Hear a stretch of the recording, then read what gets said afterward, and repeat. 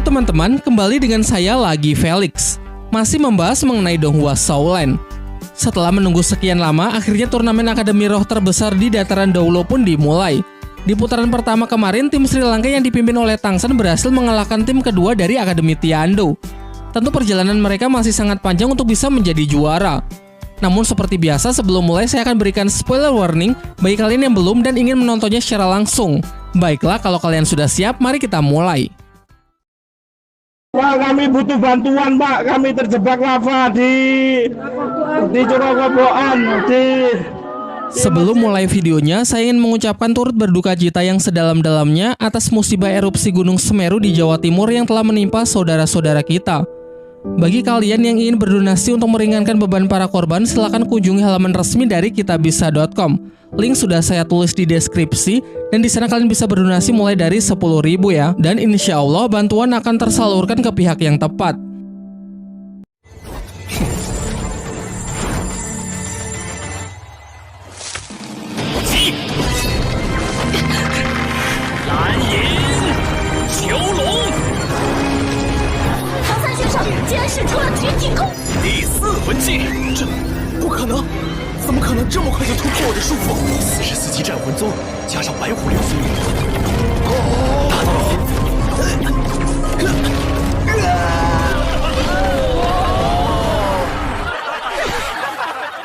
Setelah pertarungan berakhir, sempat ada protes dari pihak Akademi Tiando yang mengatakan bahwa tim Sri Lanka telah melanggar aturan dengan memiliki niat membunuh. Namun hal itu tetap tidak mengubah keputusan wasit karena nyatanya tim kedua Akademi Tiando tidak ada yang terbunuh. Singkat cerita, dalam perjalanan kembali ke Akademi, di tengah perjalanan mereka bertemu dengan Ning Fengzi, ayah dari Ning Rongrong. Ning Rongrong lalu memperkenalkan teman-temannya kepada sang ayah, dan sang ayah mengungkapkan kekagumannya kepada mereka karena di usianya yang masih sangat muda sudah berhasil mencapai titik ini. Kemudian secara pribadi Fengzi mengajak Tangsan untuk menemui seseorang yang ia katakan cukup tahu banyak mengenai masa lalu dari Tang Hao dan Sekte Hao Tian. Memasuki sebuah ruangan, ternyata orang yang dimaksud adalah putra mahkota dari kerajaan Tiando yang bernama Yue Xinghe. Xinghe kemudian mulai menceritakan bahwa kepergian Tang Hao, ayah dari Tangsan, berkaitan dengan kerajaan Balai Roh Pelindung. Pada 20 tahun yang lalu, petinggi dari Balai Roh Pelindung keluar untuk mencari benda pusaka paling berharga di dataran Doulo. Dan kabarnya benda pusaka tersebut berada di tangan Tang Hao. Mengetahui hal itu, Tang Hao memutuskan untuk keluar dari Sekte Hao Tian karena ia tak ingin melibatkan masalah ini dengan orang-orang di dalam sekte. Dan benar saja, tak lama setelah itu terjadi pertempuran yang sangat hebat antara Tang Hao melawan para Master Roh dari Balai Roh Pelindung. Pada puncak pertarungan tercatat bahwa Tang Hao telah menjadi Master Roh bergelar Doulo termuda dalam sejarah. Kendati demikian, pertarungan tersebut berakhir dengan Tang Hao yang terluka parah dan pergi menghilang begitu saja. Selain itu, benda pusaka yang diperebutkan pun juga tak ada yang mengetahui keberadaannya. Ning Fengzi menambahkan bahwa setelah kejadian itu, pimpinan dari Balai Roh Pelindung meninggal sehingga pemimpin yang baru naik tahta. Bersamaan dengan kejadian tersebut, Sekte Hao Tian pun perlahan juga menghilang dari pandangan. Setelah mendengar cerita itu, Tangsan menanyakan mengenai keberadaan dari ibunya. Namun Xinghe mengatakan kalau ia sama sekali tak mendapatkan informasi mengenai ibu Tangsan. Sementara Ning Fengzi masih kebingungan mengenai benda pusaka seperti apa yang diperebutkan sampai harus melewati pertarungan yang begitu dahsyat dan menelan banyak korban. Kini berdasarkan cerita tersebut, Tangsan pun bertekad untuk membalaskan dendam kedua orang tuanya kepada Balai Roh Pelindung. Sebelum pergi, Xinghe memberikan plat kerajaan yang bisa Tangsan gunakan untuk masuk ke dalam istana, kelak jika Tangsan ingin menemuinya. Sin beralih memperlihatkan para murid Akademi Sri Lanka yang ditertawakan banyak orang dalam perjalanannya menuju asrama. Hal ini karena seragam mereka yang norak serta adanya stiker sponsor dari brand sabun mandi yang ditempelkan. Namun itu tidak menjadi masalah bagi Flander karena dari situlah ia bisa menghasilkan banyak uang. Sesampainya di asrama, Dai Mumbe selaku ketua tim menyampaikan aspirasi teman-temannya yang mengeluhkan jeleknya seragam tersebut, sehingga ia ingin mengusulkan pergantian seragam. Sampai akhirnya Flander pun sepakat untuk mengganti warna seragam, namun dengan syarat ia akan tetap menempelkan sponsor dan mengambil 80% uang dari sponsor tersebut. Keesokan harinya, Master Xio mengajak Ning Rongrong untuk melakukan latihan khusus seperti apa yang pernah dulu ia jelaskan, yaitu berlatih sebuah teknik yang bernama kendali jantung terpisah, sebuah teknik yang sebenarnya merupakan teknik rahasia dari klan Ning Rongrong sendiri. Namun Ning Rongrong mengatakan kalau dulu ia hanya berlatih di tahap awalnya saja karena menurutnya teknik tersebut sangatlah sulit dan melelahkan. Master Xio pun sangat menyayangkan karena Ning Rongrong berhenti di tahap awal. Padahal teknik ini adalah teknik yang sangat penting bagi pemilik roh pelindung pagoda cahaya Kibo seperti dirinya. Pada dasarnya, teknik kendali jantung terpisah adalah teknik yang bisa digunakan untuk mengendalikan skill kekuatan roh yang berbeda secara bersamaan. Dalam sebuah pertarungan tim, pasti setiap anggota membutuhkan jenis support yang berbeda-beda. Dengan mempelajari teknik ini, maka Ning Rongrong bisa menggunakan skill dengan efek berbeda untuk memberikan buff kepada rekan satu tim sesuai kebutuhan. Misalkan saja Ning Rongrong bisa memberikan support kepada Tangsen berupa buff kekuatan, yang mana di saat bersamaan ia bisa memberikan buff pertahanan kepada Daimube sebagai penyerang di garis depan. Tentu hal ini selain bisa mengurangi konsumsi energi roh yang terlalu besar, juga bisa membuat strategi bertempur jauh lebih efektif. Kemudian Master Xiao menjelaskan maksud dan tujuannya mengajak Tangsen adalah supaya mereka bisa berlatih teknik kendali jantung bersama, karena teknik ini pasti akan sangat cocok untuk Tangsen sebagai pemilik roh pelindung ganda agar bisa meminimalisir terjadinya benturan kekuatan roh saat keduanya digunakan dalam waktu yang bersamaan. Namun pada awalnya Tangsen menolak karena teknik tersebut adalah teknik rahasia milik sektenya Ning Rongrong. Ia tentu paham betul mengenai aturan sekte yang mana jelas teknik rahasia tak boleh dipelajari oleh orang luar begitu saja. Kemudian Rongrong mengatakan kalau ia tak sedikit pun merasa keberatan, dan pasti begitu pula ayahnya karena Tangsen sudah banyak berjasa untuk ia dan sektenya. Untuk lebih meyakinkan Tangsen, ia pun segera bergegas untuk mendapatkan izin dari ayahnya terlebih dahulu. Sembari menunggu Ning Rongrong kembali, Tangsen menceritakan mengenai apa yang ia bicarakan dengan Ning Fengzi dan putra mahkota kepada Master Xiao. Setelah mendengar cerita dari Tangsen, Master Xiao sendiri juga tidak tahu mengenai benda pusaka apa yang sebenarnya diperebutkan kala itu. Sampai-sampai Balai Roh Pelindung mengerahkan seluruh kekuatan demi mendapatkannya. Lalu mengapa mundur begitu saja padahal belum mendapatkannya? Awalnya Tangsen sempat menduga kalau Balai Roh Pelindung mungkin mengincar tulang roh. Namun Master Xiao meragukan hal itu karena kalau memang benar pasti Balai Roh Pelindung tidak akan mundur begitu saja. Mengingat meskipun Tang Hao sangatlah kuat, masih mustahil ia bisa menang melawan Balai Roh Pelindung seorang diri. Alasan paling masuk akal adalah benda pusaka tersebut sudah rusak dan tidak bisa digunakan lagi. Mungkin saja seekor siluman roh. Namun lagi-lagi Master Xiao ragu karena bagaimana bisa Tang Hao memiliki hubungan dengan siluman roh, mengingat manusia adalah musuh bebuyutan dari siluman roh itu sendiri. Kini satu-satunya kunci untuk mengungkap seluruh kebenarannya adalah bertanya langsung kepada Tang Hao. Tak lama setelah itu, Ning Rongrong akhirnya kembali dengan membawa surat dari ayahnya yang berisi kalau Ning Fengzi mengizinkan Tangsen untuk mempelajari teknik rahasia milik sektenya. Singkat cerita, tiba giliran tim Sri Lanka untuk kembali bertarung. Diperlihatkan mereka tengah bersiap dengan seragam baru yang jauh lebih keren dari seragam hijau norak sebelumnya. Ketika mereka sedang semangat-semangatnya, tiba-tiba Master Xiao datang dan mengatakan kalau sebaiknya tim Sri Lanka mundur dari pertarungan hari ini karena yang akan menjadi lawan mereka adalah tim dari Sekte Perisai Gajah. Yang mana tim ini sangat terkenal dengan pertahanan terkuatnya, yaitu roh pelindung mamut berlian. Ia kemudian memberi mereka 3 pilihan. Yang pertama, mengaku kalah saja mengingat tim yang lolos adalah 5 besar, jadi meskipun kalah di satu pertandingan ini, tim Sri Lanka tetap bisa maju ke babak selanjutnya. Pilihan kedua, tetap bertarung dengan formasi sebelumnya, namun kemungkinan menang tak lebih dari 1%. Atau pilihan ketiga, mereka bisa menggunakan formasi utama dengan mengerahkan seluruh kekuatan maksimal full squad 7 monster Sri Lanka, namun dengan konsekuensi seluruh kekuatan tim Sri Lanka akan terungkap sehingga meski bisa menang di pertarungan kali ini, pasti akan menjadi sulit untuk melewati pertarungan-pertarungan berikutnya. Flander pun menyerahkan keputusan tersebut kepada para muridnya.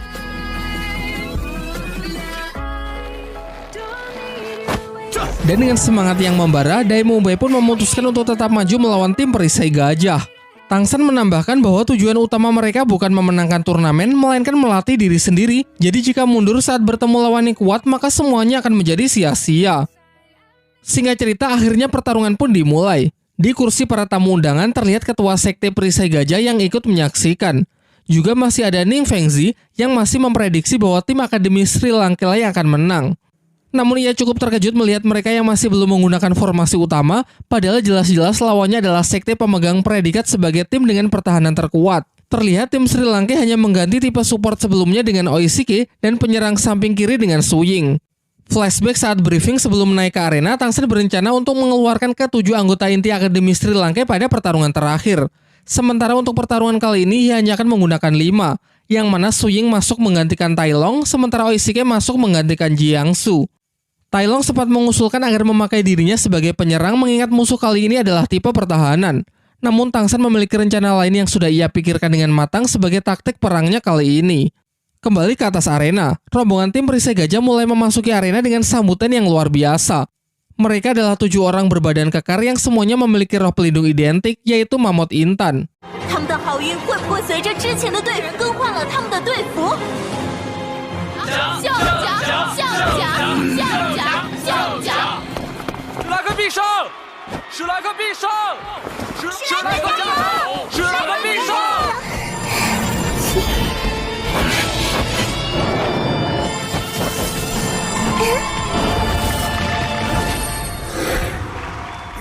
Setelah terdengar aba-aba dari wasit yang memulai pertarungan, tim perisai gajah pun secara serentak mengeluarkan skill pertamanya, yakni benteng tak tertembus. Dengan perisai sekuat intan, mereka maju untuk mendesak dan mendorong keluar anak-anak Sri Lanka.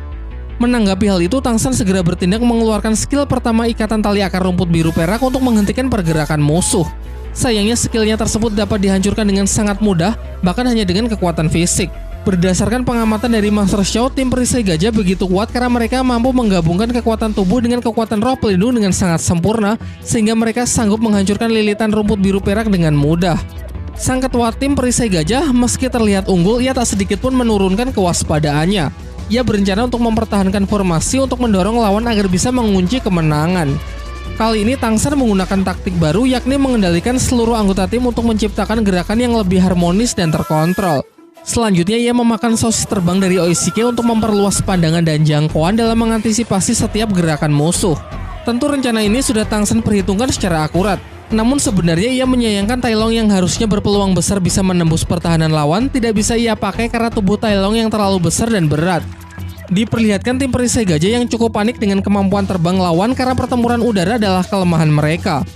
Terdengar mereka ingin menggunakan jurus pamungkas, namun jurus pamungkas tersebut masih ingin mereka simpan untuk nantinya melawan tim yang jelas jauh lebih kuat. Sang ketua lalu mencoba memprovokasi Tangsan agar segera menyerang. Namun berkat kekonyolan dari Oishike, justru tim perisai gajah lah yang terprovokasi.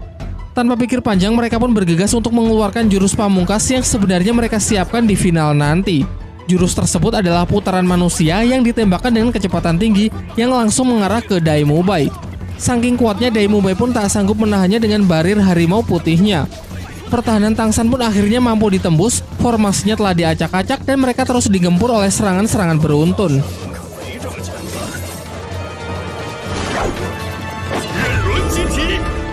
Sampai pada akhirnya pergerakan Tangsan berhasil dikunci dan siap mendapatkan pukulan telak. Namun sebelum serangan tersebut mendarat, tiba-tiba gerakan ketua tim perisai gajah terhenti. Dan ternyata pergerakannya berhasil ditahan Tangsan dengan tali akar rumput biru peraknya. Peluru upil yang ditembakkan Oishike sebelumnya ternyata adalah benih dari skill kedua Tangsan. Tak lama setelah itu, satu persatu lawan mereka pun juga terikat. Benih-benih itu ternyata sudah Tangsan tanamkan tadi ketika mereka saling beradu fisik. Berkat itu, semua berhasil dijatuhkan dan langsung disambut oleh kurungan skill keempat dari Tangsan. Menurut perhitungannya hanya butuh waktu 4 detik bagi ketua tim untuk meloloskan diri. Sementara bagi anggota tim yang lain setidaknya butuh waktu sampai 20 detik. Sehingga selama 20 detik yang ada, Tangsan gunakan untuk memerintahkan teman-temannya agar fokus menjatuhkan sang ketua tim saja. Di bawah pengaruh skill hipnotis dari Xiao Wu, dengan leluasa teman-teman yang lain menghajarnya. Namun ketika Su Ying hendak melakukan finishing, tiba-tiba ia merasakan kalau tendangannya ditahan oleh sesuatu yang sangat keras. Ning Fengzi yang menyadari kalau ketua sekte telah ikut campur dalam pertarungan dengan membantu muridnya keluar dari pengaruh hipnotis Xiao Wu, kemudian menegurnya. Namun tegurannya tersebut disangkal dengan mengatakan bahwa ia tidak melakukan apa-apa. Dan ternyata ketua tim perisai gajah telah bangkit dengan tulang roh gading gajah yang melindungi kepalanya dari serangan-serangan tim Sri Lanka. Keadaan semakin buruk kalau anggota tim yang lain juga telah berhasil meloloskan diri dan segera bersatu dengan sang ketua untuk kembali mendesak Sri Lanka. Su Ying yang hampir menjadi korban pertama, untung saja Daimubai datang tepat waktu lalu melakukan teknik fusion seperti dulu, menciptakan kekuatan roh gabungan yang mereka sebut harimau putih neraka.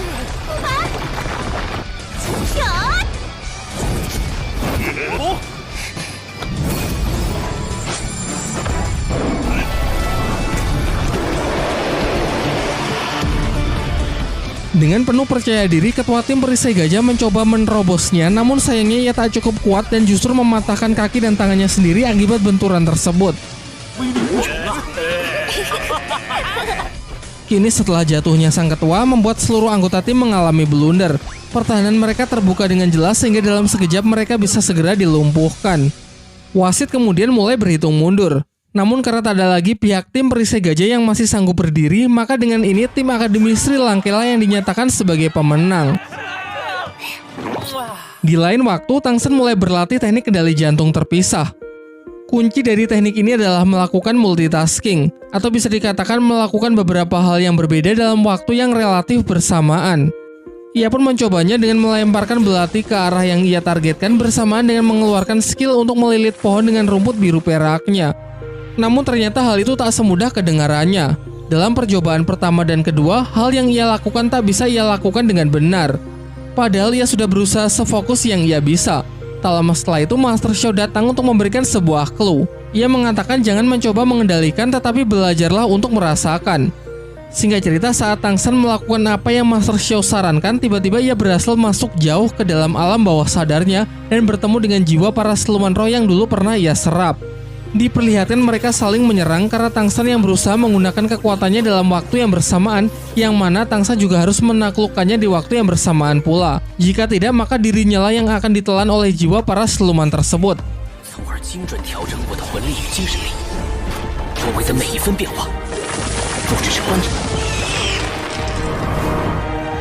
Setelah berusaha keras, akhirnya Tangsen bisa menaklukkan mereka semua dan telah berhasil mencapai tahap tertinggi dari teknik kendali jantung terpisah. Singkat cerita, beberapa pertarungan telah berhasil mereka menangkan. Dan semenjak pertarungan melawan tim perisai gajah, belum ada lawan yang setangguh mereka. Hal ini membuat tim Sri Lanka menjadi idola baru dan mendapatkan predikat sebagai salah satu kandidat juara terkuat. Hari ini Master Xiao mengajak semuanya pergi ke arena untuk menyaksikan pertarungan tim Lighting, sebuah tim elemen petir yang Master Xiao katakan patut untuk diwaspadai. Dalam perjalanan, Master Xiao menjelaskan kalau setidaknya ada 5 tim yang harus mereka benar-benar waspadai, yaitu Akademi Chen Feng, Akademi Chihuo, Tian Shui, Lighting, dan Perisai Gajah.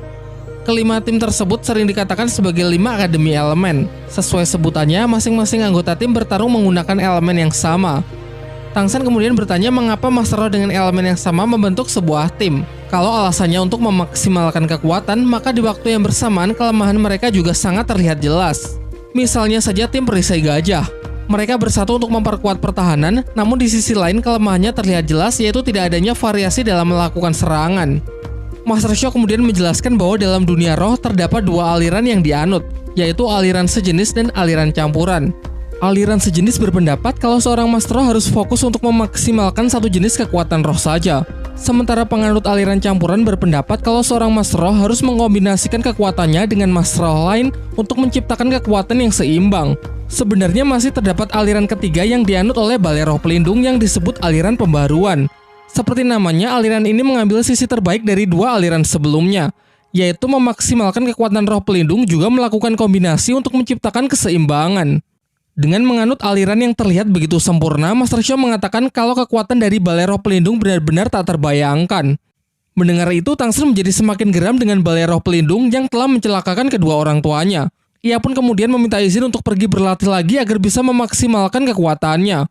Terlihat di sana juga ada seorang Master Roh yang bernama Xinian yang diam-diam mengamati Tangsen.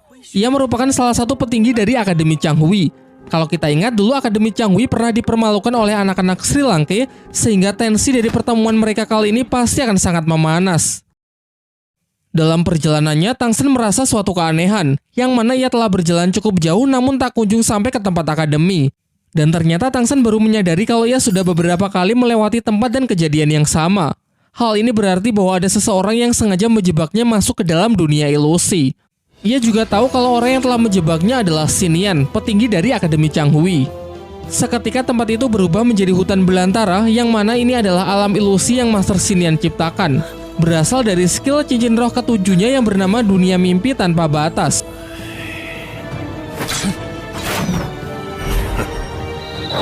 Jelas saja serangan Tangsen di sini juga sama sekali tidak berguna, karena wujud fisik dari Xinian pastinya berada di luar jangkauan Tangsen. Membuat pertahanan dari rumput biru perak pun juga percuma karena dapat Xinian patahkan dengan sangat mudah.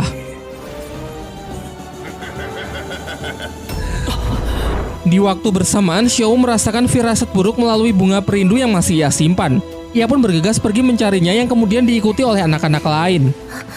Sin kembali ke dunia mimpi yang Xinian gunakan untuk menyiksa Tangsan dan membunuhnya secara perlahan agar nantinya tidak ada lagi yang menghalangi Akademi Changhui untuk meraih kemenangannya. Namun ketika Xinian sudah sangat percaya diri dan dibuai oleh kemenangan, tiba-tiba Tangsan bangkit dan langsung melancarkan serangan menggunakan salah satu senjata rahasianya yang bernama Undangan Dewa Kematian.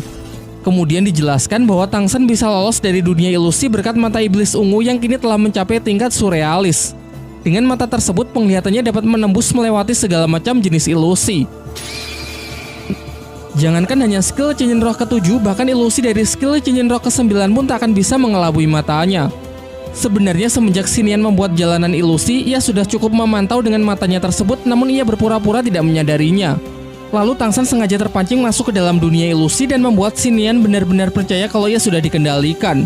Sehingga dengan begitu selanjutnya tinggal menunggu waktu yang tepat untuk melancarkan serangan. Pertahanan rumput biru perak yang sempat ia buat sebenarnya bukan untuk melindungi diri, melainkan untuk menyembunyikan senjata rahasia dari pandangan lawan. Barulah setelah Xinian lengah menjadi kesempatan yang bagus untuk melepaskannya. Racun yang terkandung dalam senjata tersebut juga tidak main-main. Selain sangat kuat, ia juga melepaskannya dengan kekuatan roh sehingga dapat menyebar dengan sangat cepat ke dalam tubuh target. Efeknya juga sangat mengerikan. Tidak terasa di awal, namun setelah beberapa saat kemudian tubuh target akan melebur tanpa sisa. Di tengah leburan itu terlihat sebuah benda bercahaya yang sangat menyilaukan, dan ternyata benda tersebut adalah tulang roh milik Xinian. Mengingat ucapan Master Xiao mengenai tulang roh yang membutuhkan kecocokan dengan pemiliknya, Tangsan tidak lantas langsung menyerapnya dan memilih untuk menyimpannya terlebih dahulu. Setelah itu ia kembali ke akademi yang mana teman-temannya sudah menunggunya dengan cemas.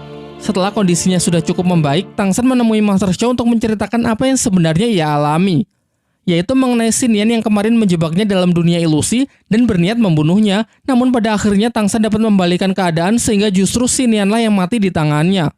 Kemudian Tangsan juga memperlihatkan tulang roh yang ia dapat dari sisa-sisa jasad Xinian. Kalau kita flashback ke belakang, mungkin benda inilah yang dulu dirampas dari tempat pelelangan, mengingat prajurit yang diserang tidak mendapatkan luka fisik sehingga kemungkinan diserang menggunakan jurus ilusi milik Xinian. Setelah mendengar cerita Tangsan, Master Xiao berpesan agar Tangsan merahasiakan semua kejadian ini dari siapapun, termasuk kepada Pak Kepala Akademi Flander, karena dikhawatirkan bisa mengancam keselamatan Tangsan. Sebaiknya jangan terlalu dipikirkan dan lebih baik fokus saja untuk menghadapi pertarungan berikutnya. Bicara soal pertarungan, lawan dalam pertarungan selanjutnya adalah Akademi Chihuo. Merupakan salah satu tim yang berasal dari Akademi 5 Elemen. Fokus dari tim Chihuo adalah elemen api. Berdasarkan data yang didapat, tim ini memiliki kerjasama yang sangat baik dan pastinya kemampuan mereka berada jauh di atas tim perisai gajah yang mereka kalahkan sebelumnya. Saran dari Master Xiao yaitu merelakan pertarungan kali ini karena meski demikian tim Sri Lanka sudah bisa masuk ke babak selanjutnya. Namun Tangsan dan teman-temannya masih teguh pendirian dengan tetap ingin maju bertarung tanpa memperdulikan sekuat apapun lawannya. Melihat tekad para murid yang sudah benar-benar bulat, Master Xiao kemudian meminta Xing Ming untuk membimbing mereka dalam menyusun strategi. Mandat tersebut membuat Xing Ming merasa sangat senang dan bangga karena sewaktu masih di akademi, ia tak pernah punya kesempatan untuk ikut dalam turnamen besar. Singkat cerita, kedua tim yang akan bertarung mulai memasuki arena. Sama halnya dengan tim Akademi Sri Lanka, tim Akademi Chihuo juga mendapatkan predikat sebagai tim yang belum pernah kalah. Sekarang tibalah saatnya untuk melihat siapa yang mampu mempertahankan predikat tersebut. Tim Sri Lanka menggunakan formasi yang sama di pertandingan pertama dengan hanya menurunkan 3 anggota inti yaitu Tangsan, Xiao, dan Dai Mubai. Sementara tim Chihuo terlihat semuanya adalah wajah baru. Yang perlu diwaspadai adalah sang ketua bernama Guang Wushuang dan wakilnya seorang gadis penuh semangat bernama Huo Wu. Walaupun semua anggota berelemen api, namun masing-masing dari anggota memiliki tipe berbeda yang saling melengkapi. Seperti adanya tipe support, tipe pengendali, dan tipe penyerang. Setelah wasit pertandingan selesai menghitung mundur, tim Chihuo pun segera menunjukkan kekuatannya masing-masing dan bersiap merapatkan formasi. Wushuang menganggap remeh Tangsan sebagai tipe pengendali jenis tumbuhan yang jelas tak akan ada harapan untuk bisa melawan tipe elemen api seperti timnya. Pertarungan pun dimulai dengan tipe support Chihuo yang memberikan dukungan buff kepada seluruh divisi penyerang.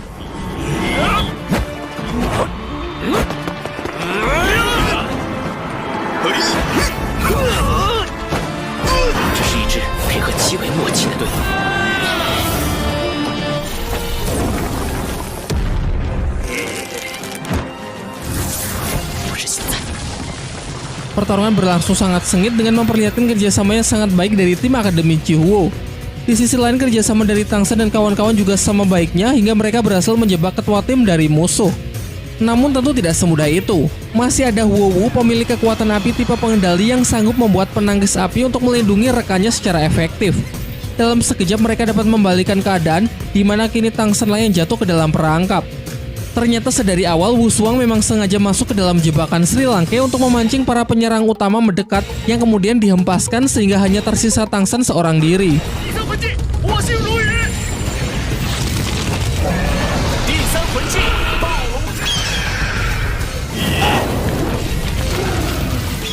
Dalam sekejap, semua serangan terkuat dari divisi penyerang tim Akademi Chuo diarahkan kepada Tang Shen dan semua ruang gerak Tang Shen juga telah ditutup sehingga dinilai mustahil baginya untuk bisa mengelak.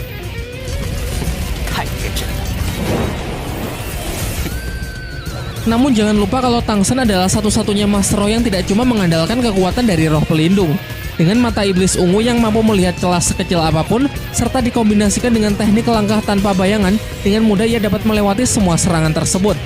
Bahkan para Master Roh kelas atas pun dibuat sangat takjub dan keheranan karena selama ini mereka belum pernah menyaksikan gerakan sehebat itu tanpa adanya keterlibatan dari kekuatan roh pelindung.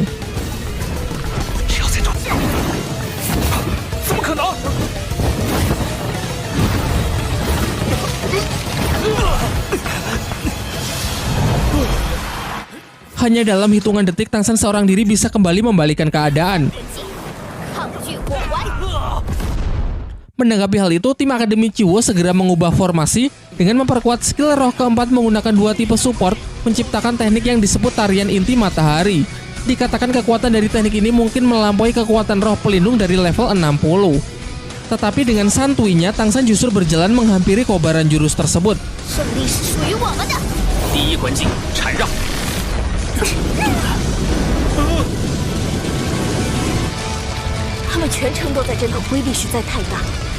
Bukannya tanpa perhitungan yang matang, berkat dua tanaman obat langka yang pernah ia konsumsi, kini pertahanan rumput biru perangnya telah memiliki ketahanan terhadap air maupun api. Lagi-lagi ini adalah bagian dari rencana Tang Shen. Ia sengaja memancing lawan agar mengeluarkan teknik terkuat untuk menguras energi mereka. Sehingga ketika ia mengurung mereka ke dalam kandang skill keempatnya, energi mereka tak akan cukup untuk bisa menghancurkan kandang tersebut.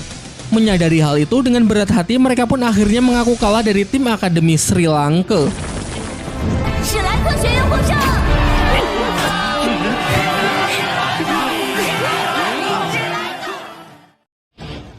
Setelah melewati pertempuran yang begitu epik, akhirnya Akademi Sri Lanka berhasil merebut kemenangan dari Akademi Chuo, sehingga Tang Shen dan kawan-kawan menjadi tim pemegang win streak atau belum pernah sekalipun kalah sepanjang babak penyisihan tahap pertama. Sementara di waktu yang bersamaan, Huowu sangat kesal karena merasa harga dirinya sebagai salah satu tim elemental terkuat benar-benar diinjak-injak, terutama oleh Tang Shen.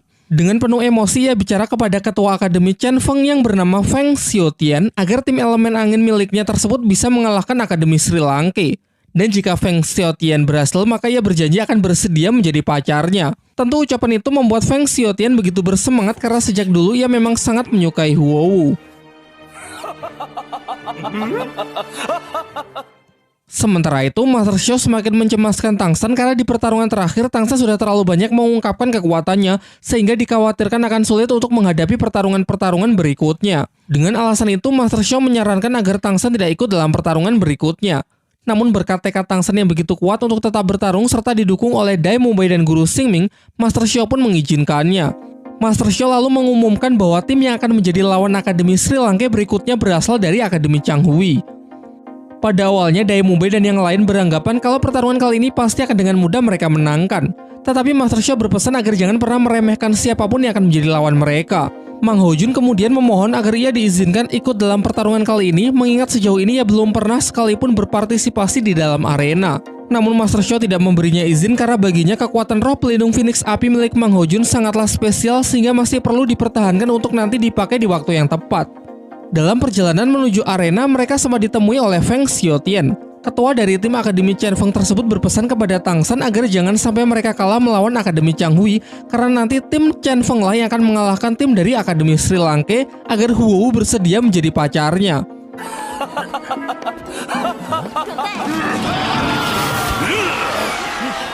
Singkat cerita, kedua tim pun mulai memasuki arena. Tim Sri Lanka maju tanpa tipe support yang mana posisi dari Jiangsu kini digantikan oleh Su Ying. Menggunakan formasi yang telah Tangsan rencanakan, mereka sangat yakin bisa memenangkan pertarungan. Sementara Akademi Changhui juga tidak ingin kalah karena mereka masih memikul dendam yang sangat besar atas penindasan yang dulu pernah anak-anak Sri Lanka lakukan kepada mereka.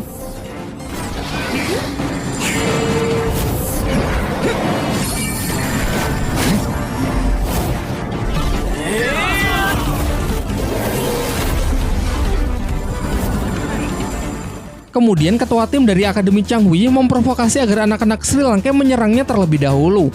Namun Tangsan tidak bertindak gegabah dan justru merapatkan formasi. Ia sangat berhati-hati karena di pihak lawan terdapat 4 anggota yang sejauh ini baru pertama kali diperlihatkan. Ia menduga kalau formasi tim Akademi Changhui memang sengaja dipersiapkan hanya untuk menghadapi tim Akademi Sri Lanka, sehingga dalam situasi seperti ini haruslah ekstra hati-hati.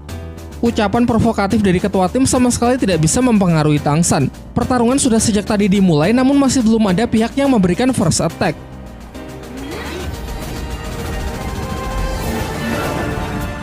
Sampai akhirnya semua yang hadir digemparkan oleh teknik penyatuan kekuatan dari 7 Master Roh yang ditunjukkan oleh tim Akademi Changhui. Selama ini sudah pernah diperlihatkan penyatuan roh dari 2 orang dan 3 orang, namun jika itu 7 orang sekaligus tentu menjadi hal yang sangat luar biasa. Bahkan kabarnya di seluruh dataran Dauluo belum pernah ada yang bisa melakukannya. Setelah penyatuan selesai, tim Akademi Changhui melepaskan sejumlah asap yang mereka sebut jurus ilusi 7 Asura. Jurus ini memiliki kemampuan untuk menyerang mental lawan dengan menjebak mereka masuk ke dalam dunia ilusi. Menyaksikan hal itu, Kepala Akademi Flander berniat untuk segera menghentikan pertarungan karena jika diteruskan maka murid-muridnya bisa mati. Namun Master Shao menjaganya dengan mengatakan bahwa ia sangat yakin kalau Tangsan masih bisa mengatasinya. Ia lalu menjelaskan bahwa sebenarnya ini bukanlah teknik penyatuan kekuatan roh pelindung yang sebenarnya, melainkan teknik yang hanya memusatkan kekuatan roh ke satu Master Roh saja. Teknik penyatuan roh pelindung dapat menciptakan kekuatan baru yang sangat kuat. Sementara teknik dari anak-anak Akademi Changhui hanya menyalurkan kekuatan roh ke satu orang untuk memperkuat skillnya. Namun meskipun demikian, para murid Akademi Sri Lanka tetap kesulitan untuk bisa mengelak dari serangan ilusi tersebut. Tentu saja kecuali Tangsan. Ia memiliki teknik mata iblis ungu sehingga tak ada satupun jenis ilusi yang bisa mengelabui pandangannya. Menurutnya, jika dibandingkan dengan teknik ilusi mimpi tak terbatas dari Master Xinian yang pernah ia kalahkan, teknik dari tim Akademi Changhui ini jelas masih jauh lebih lemah. Dan benar saja, ketika sang ketua tim hendak melancarkan serangannya di dalam dunia ilusi buatannya sendiri, Tangsan berhasil menghentikannya. Bagaimanapun juga, ilusi hanyalah semacam kebohongan visual saja. Jika kebohongan berhasil ditembus, maka teknik itu akan berbalik menyerang penggunanya. Ketika teknik tersebut berhasil ia patahkan, Tangsan kemudian menyerang teman-temannya sendiri agar pihaknya tidak terlalu disalahkan ketika para murid Akademi Changhui nanti terluka parah.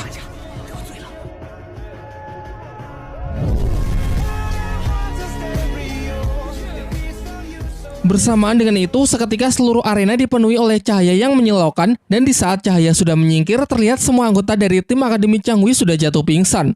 Sedangkan pihak Tangsa juga terluka namun masih bisa tersadar, sehingga dengan ini Akademi Sri Lanka kembali dinyatakan sebagai pemenang. Walaupun semua yang hadir tidak tahu pasti apa yang sebenarnya sudah terjadi. Para guru dan teman-temannya segera masuk ke dalam arena untuk membantu. Tetapi sebenarnya pihak Tangsan hanya berpura-pura terluka, berbeda dengan tim Akademi Changhui yang kemungkinan akan mengalami cacat mental akibat Tangsan yang telah membalikan serangan ilusi mereka. Bahkan Dai Mubei pun menganggap kalau kali ini tindakan Tangsan terlalu kejam. Memang ini merupakan pilihan yang sulit, karena menunjukkan belas kasihan kepada musuh justru akan bisa mencelakakan diri sendiri. Pasca pertarungan itu, Pak Kepala Akademi Flander memberitahukan bahwa kejiwaan para murid Akademi Changhui telah mendapatkan serangan yang sangat fatal. Petugas medis profesional telah memvonis kalau mereka tidak bisa menyembuhkannya, sehingga para murid tersebut akan cacat mental secara permanen. Sebagai satu-satunya orang yang masih berdiri di atas arena, Tangsan akan menerima interogasi dari panitia penyelenggara turnamen atas insiden tersebut. Flander menyarankan jika nanti Tangsan ditanya macam-macam, cukup dijawab tidak tahu. Karena saat pertarungan berlangsung memang tidak ada satupun saksi yang melihat dengan jelas apa yang sebenarnya telah terjadi. Tak lama setelah itu, Guru Zhao datang untuk menginfokan bahwa utusan dari panitia turnamen sudah datang dan ingin menemui Tangsan. Mereka adalah Ning Fengxi dan Salas. Interogasi pun dimulai. Salas menjelaskan bahwa di tengah lomba, tim Akademi Sri Lanka telah melukai berat seluruh anggota tim Akademi Changhui hingga kejiwaan mereka terganggu dan tidak bisa disembuhkan lagi. Oleh karena itu, ia meminta kepada Kepala Akademi Flander untuk memberikan penjelasan. Namun Flander mengatakan kalau ia juga tidak tahu. Guru Xingming menambahkan kalau akibat pertarungan itu pihak Sri Lanka juga telah terluka parah, sehingga tidak adil rasanya jika hanya menyalahkan pihaknya. Mendengar itu, Salas pun menjadi semakin marah. Menurutnya ini semua memang kesalahan Akademi Sri Lanka karena membiarkan para muridnya untuk melakukan percobaan pembunuhan dalam turnamen. Tang San pun kemudian dipanggil untuk memberikan keterangan. Dan tentu ia masuk dengan mengikuti saran dari Flander untuk berpura-pura terluka agar pihaknya tidak terus disalahkan. Tang San lalu menjelaskan kalau ia juga tidak begitu melihat dengan jelas. Dalam pertarungan tersebut saat pihaknya terdesak ia hanya asal menggunakan kekuatan roh dan secara kebetulan ia bisa menang. Sandiwara itu pun kemudian diperkuat oleh Pak Kepala Akademi Flander yang memarahi Tang San. Tentu mendengar penjelasan yang sangat tidak masuk akal tersebut membuat Salah semakin geram. Ia mengatakan kalau Akademi Sri Lanka dinyatakan bersalah dalam kasus ini karena melawan penyidikan dan menutup-nutupi praktik kejahatan. Dengan alasan itu secara sepihak ia memutuskan untuk mendiskualifikasi tim Akademi Sri Lanka dari keikutsertaannya dalam turnamen. Di tengah suasana yang semakin memanas, datang Master Xiao yang langsung menunjukkan sebuah plat Master Roh. Melihat benda itu membuat Salas menjadi ketar-ketir. Ia tak bisa bicara apa-apa lagi dan bergegas memberikan hormat kepada Master Xiao karena bisa dikatakan bahwa pemegang dari plat tersebut memiliki kewenangan layaknya pemimpin suci dari Balai Roh Pelindung.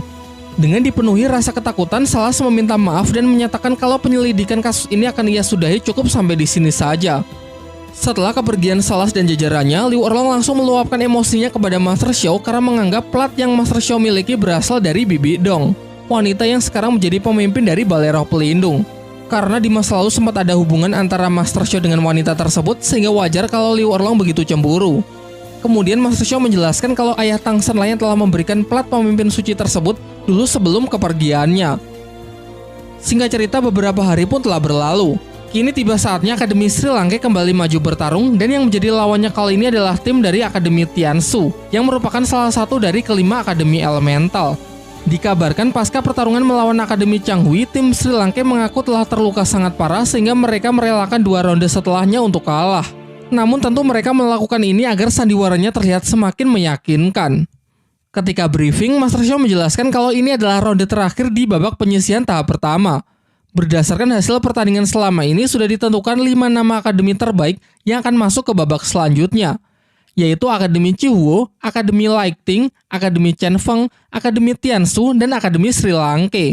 Kabarnya Akademi Tiansu adalah akademi yang hanya menerima murid perempuan saja. Semuanya adalah pemilik roh pelindung identik, yakni kekuatan untuk memanipulasi es. Di atas arena, tim ini tampil nyentrik dengan tarian pembukaan ala-ala girl band Korea.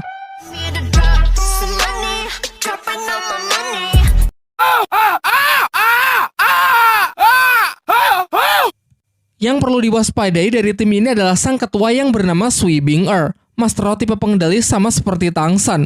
Ditakutkan kalau Tang San kali ini akan bertemu dengan lawan yang sepadan. Meskipun lawan mereka dikenal sangat kuat yang dengan mudah bisa mengalahkan Akademi Chihuo, pihak Tang San masih percaya diri dengan hanya menggunakan formasi yang sama dengan babak penyisihan ronde pertama.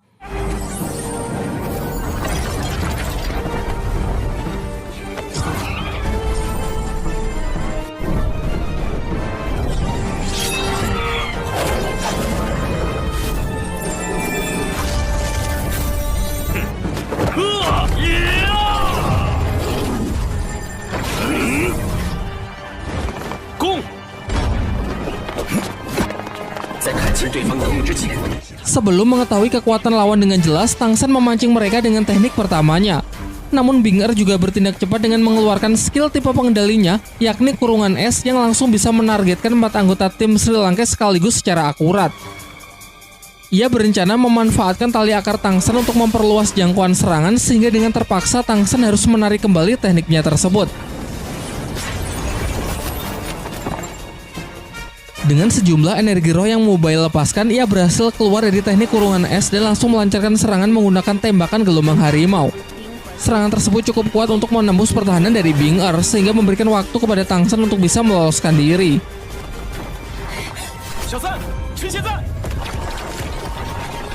Sayangnya skill kurungan es milik Bing-er bisa ia spam berulang kali sehingga dalam sekejap bisa kembali memperangkap seluruh anggota tim Sri Lanka. Bahkan karena saking cepatnya, teknik teleportasi milik Xiao dan kecepatan dari Jingling sama sekali tidak bisa menghindarinya.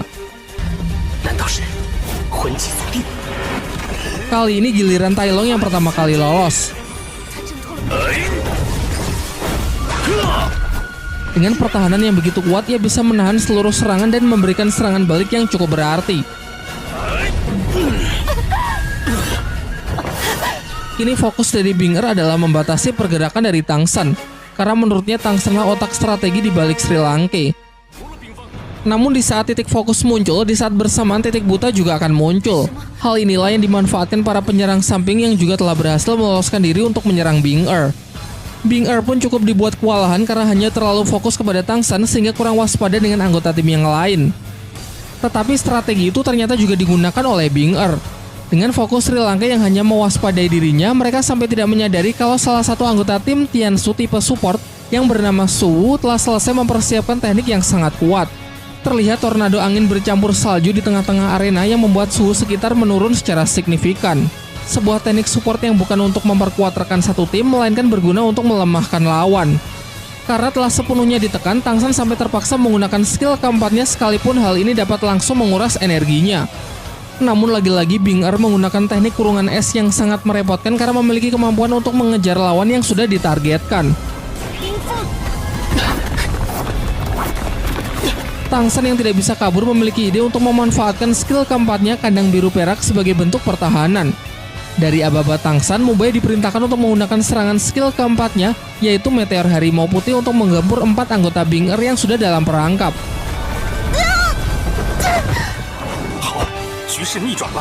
Di atas arena, hal mengejutkan kembali terjadi.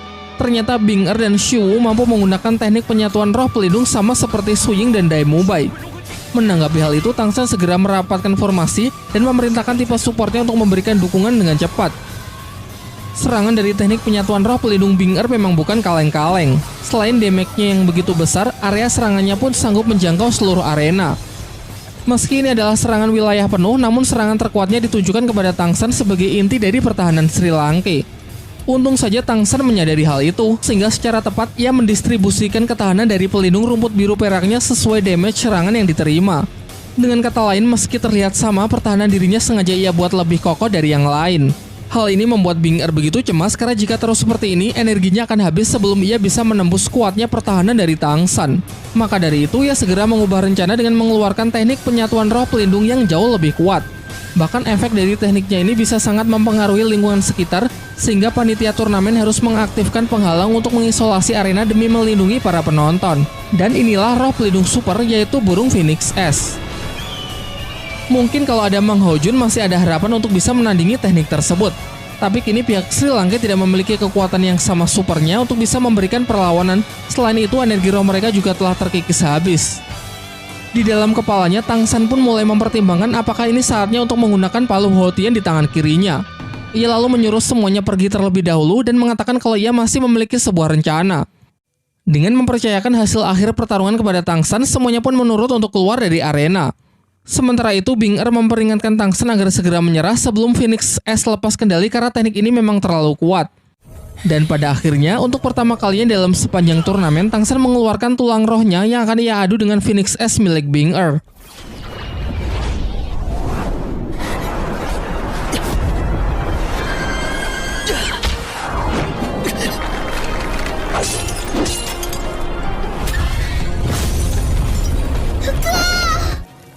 Bentrokan dari kekuatan mereka melepaskan energi yang sangat besar.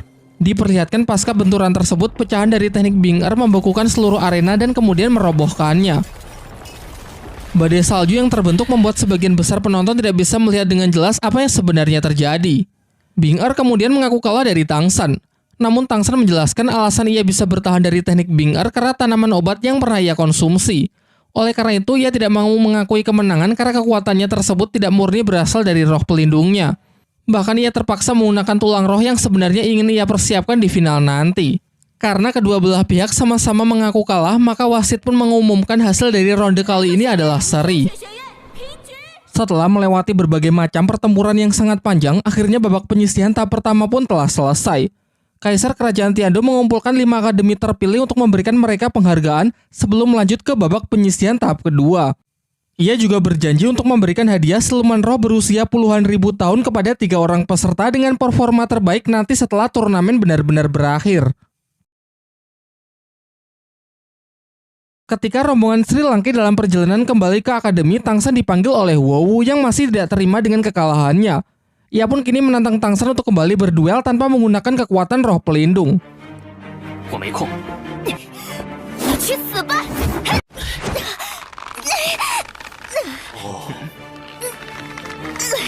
Sebelum Huou bertindak lebih jauh, Wu Suang menghentikannya dan berkata kalau Huou masih punya kesempatan untuk membalas Tangsan nanti di babak berikutnya. Terhitung masih ada 1 bulan sebelum babak berikutnya. Tangsan meminta izin menggunakan waktunya tersebut untuk berlatih sendiri. Master Xiao memberinya izin sementara untuk para murid yang lain akan berlatih di bawah bimbingannya. Sebenarnya Tangsan masih sangat terpukul dengan kekalahannya saat melawan Akademi Tian Sui. Meski hasil akhir dinyatakan seri, namun Tangsan masih terus menyalahkan dirinya sendiri sebagai penyebab utama dari buruknya performa tim Sri Lankai saat itu. Ia pun kini mulai mempertanyakan latihan apa yang paling efektif bagi dirinya. Karena walaupun selama ini ia sudah jauh mengembangkan potensi dari roh pelindung rumput biru peraknya, namun rumput biru perak tetaplah rumput biru perak yang masih memiliki banyak sekali kekurangan dibandingkan kekuatan roh pelindung jenis lain. Ia mencoba melihat jauh ke dalam dirinya untuk mencari potensi apa lagi yang bisa ia kembangkan. Jika ini waktunya melatih kekuatan Palu Houtian, bagaimana dengan segudang masalah roh pelindung ganda yang sampai saat ini belum terpecahkan? Sin kemudian beralih memperlihatkan jauh ke dalam hutan, yang mana di sana terdapat kakek dugu yang sedang menemui seseorang. Orang tersebut bernama Yue Guan, Master Roh bergelar Douluo level 95 dari Balai Roh Pelindung. Merupakan pengguna kekuatan roh pelindung bunga krisan yang membuatnya sering dijuluki sebagai Master Krisan. Diceritakan kalau di masa lalu ia sering berselisih dengan kakek dugu. Puncaknya pada 10 tahun yang lalu, Master Krisan bersama rekannya mendapatkan misi untuk memusnahkan seluruh garis keturunan dari klan dugu. Namun kala itu beruntung Kekaisaran Tiandu berpihak kepada kakek dugu sehingga ia berhasil selamat. Kini untuk membalaskan dendamnya tersebut, kakek dugu berniat untuk menghabisi Master Krisan. Master Krisan memulai pertarungan dengan skill kelimanya, sebuah teknik luapan energi yang mampu mengeluarkan wujud mirip shuriken yang bisa ia kendalikan untuk mengejar dan menyerang target.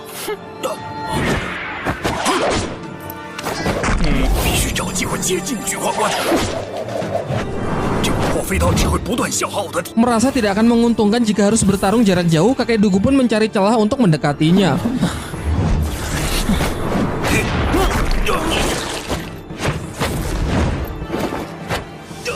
Di sini Master Krisan cukup terkejut melihat ketangkasan dari kakek dugu, mengingat seharusnya racun orang ini sudah menyebar ke seluruh tubuhnya.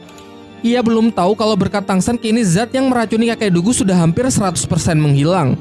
Karena kakek dugu telah mengikuti saran dari Tangsan untuk menyimpan racun di dalam tulang roh.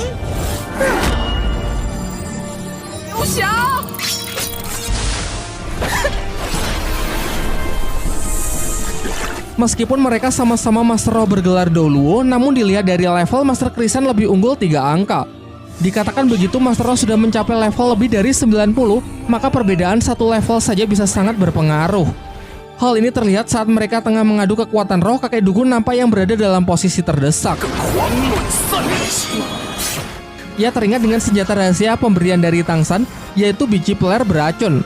Lantas ia menggunakan skill tatapan Medusa untuk mengalihkan fokus dari Master Krisan, sementara di sisi lain ia sudah bersiap dengan serangan peler beracunnya.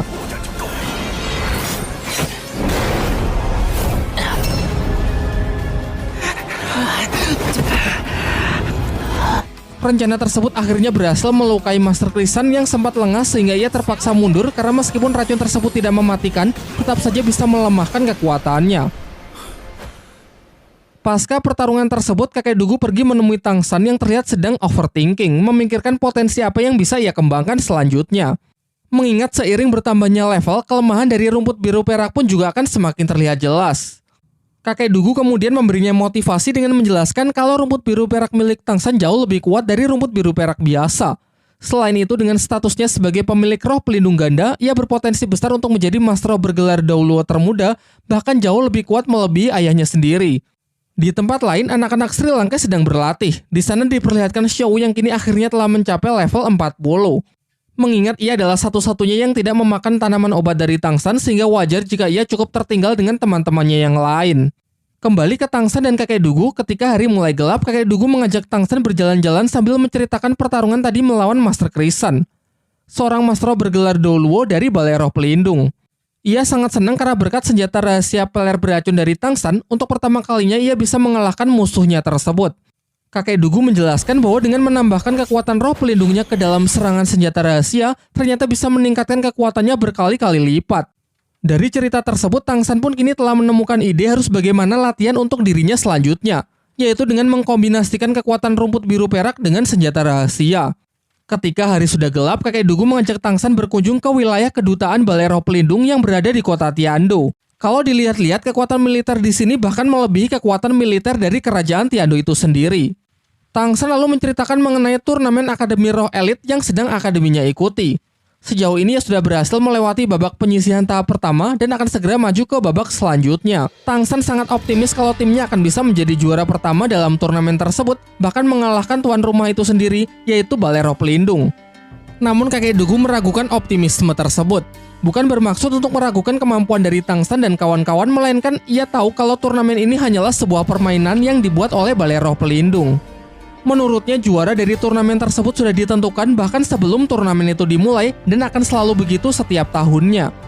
Ialah tim dari Balai Roh Pelindung. Kabarnya tahun ini Balai Roh Pelindung sudah menyiapkan tim yang disebut Generasi Emas dengan kekuatan tempur yang sangat mengerikan. Terlebih lagi Balai Roh Pelindung telah menyiapkan hadiah, yaitu 3 tulang roh peninggalan leluhur mereka. Tentu hal itu tidak akan mereka lakukan jika tidak memiliki keyakinan bahwa pihaknya pasti akan menjadi juara. Tangsan kemudian masih berupaya meyakinkan Kakek Dugu dengan menunjukkan cincin roh puluhan ribu tahun miliknya. Tapi tetap saja bagi Kakek Dugu hal itu akan percuma. Berkas mengenai kekuatan Tangsan sekarang pasti sudah berada di tangan Balai Roh Pelindung, dan mereka akan menggunakan cara apapun untuk memastikan tim Balai Roh Pelindung keluar sebagai juara, meskipun harus menggunakan cara kotor, termasuk mencari kesempatan untuk membunuh peserta lain. Karena bagi Balai Roh Pelindung, hukum dan aturan hanyalah sebuah permainan, mengingat kekuasaan mereka di dataran dahulu adalah yang terbesar. Namun tekad Tangsan yang sudah benar-benar bulat menolak untuk menyerah dan bersumpah bahwa apapun yang terjadi, ia tidak akan pernah mundur. Ketika Tangsan baru sampai di akademi, ia sudah disambut oleh Xiao yang menunjukkan kalau kemampuan bertarungnya kini sudah jauh meningkat dari sebelumnya. Di saat mereka sedang mengobrol, mereka dikejutkan dengan ledakan kekuatan roh yang berasal dari dalam hutan tempat teman-temannya berlatih. Dan benar saja, Guru Liu Erlong tanpa menunjukkan sedikit pun belas kasihan menghajar Mubai dan yang lainnya untuk melatih mereka menghadapi situasi yang sulit. Ia menyampaikan kekecewaannya kepada para murid karena jeleknya kerjasama tim yang mereka lakukan. Tepat setelah itu bersama Xiao, Tangsan datang ke lokasi. Master Xiao kemudian menjelaskan kalau Guru Liu Erlong telah melatih teman-temannya selama beberapa hari terakhir. Namun tanpa adanya perlawanan sedikit pun membuat kondisi mereka menjadi sangat menyedihkan.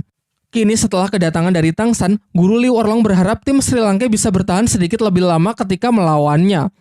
Mengikuti aba-aba dari Tangsan, ketujuh monster Sri Lanka pun berpencar untuk menyiapkan serangan kejutan.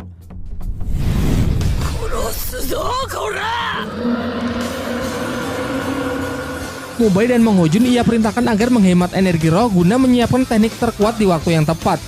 Oleh karena itu mereka berdua hanya melancarkan serangan menggunakan skill pertama dan skill keduanya saja untuk sedikit menyibukkan target. Sementara Xiao dan Suying akan berperan sebagai pengalih perhatian dengan serangan jarak dekat. Mengandalkan kecepatan dan kekuatan yang diperkuat oleh skill Ning Rongrong, Suying dan Xiao bekerja sama menyerang Guru Liu Erlong dari jarak sedekat mungkin sesuai arahan dari Tangsan.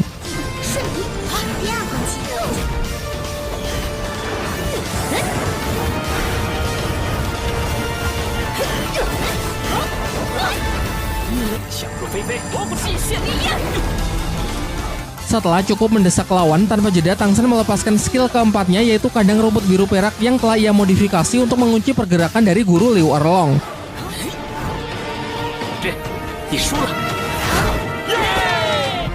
Berkat kerjasama yang sangat baik, tim Sri Lanka pun dapat mengalahkan Guru Liu Erlong. Namun Guru Liu Erlongnya masih belum terima kalau dirinya telah dikalahkan oleh sekumpulan anak-anak, meluapkan emosinya dengan memberikan pelatihan yang jauh lebih menyiksa mereka.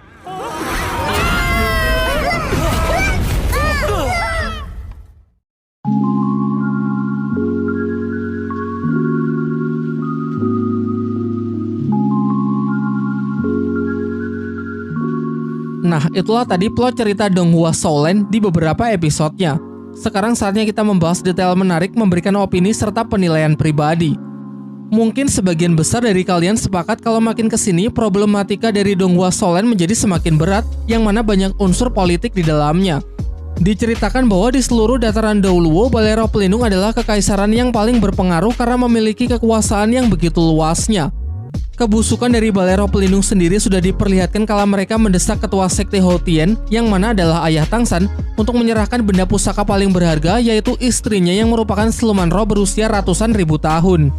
Namun seperti yang diceritakan dalam episode kali ini, kerahasiaan cerita itu dijaga rapat-rapat oleh pihak Balai Roh Pelindung sehingga hampir tidak ada orang yang tahu cerita lengkapnya, termasuk benda pusaka apa yang sebenarnya diperebutkan. Masih membahas mengenai Balai Roh Pelindung. Pada era ini, turnamen Akademi Roh Elit yang disebut-sebut sebagai acara yang bertujuan memperkuat hubungan antar kerajaan dan sekte yang ada sebenarnya juga cuma akal-akalan dari Balai Roh Pelindung. Tentu tujuan utamanya bukan itu, melainkan untuk terus memantau kekuatan dari para master roh di setiap sekte dan kerajaan agar kelak tidak ada yang menjadi ancaman bagi kekuasaan Balai Roh Pelindung itu sendiri. Pada scene ini dijelaskan oleh kakek Dugu kepada Tangsan. Bahkan jika ada seorang peserta yang terlalu OP, maka kabarnya akan dibunuh secara diam-diam oleh asasin kiriman dari Balai Roh Pelindung. Menariknya, Feng Xiaotian sepertinya menyadari hal itu. Berbeda dengan Akademi Sri Lanka yang sangat ambisius untuk menjadi juara dan mengalahkan tim dari Balai Roh Pelindung, tim Chen Feng mengungkapkan bahwa timnya tidak berharap untuk melawan Balai Roh Pelindung. Baiklah, mungkin kali ini singkat saja. Kalau kalian punya pendapat lain atau detail menarik yang saya lewatkan, silakan menulisnya di kolom komentar ya.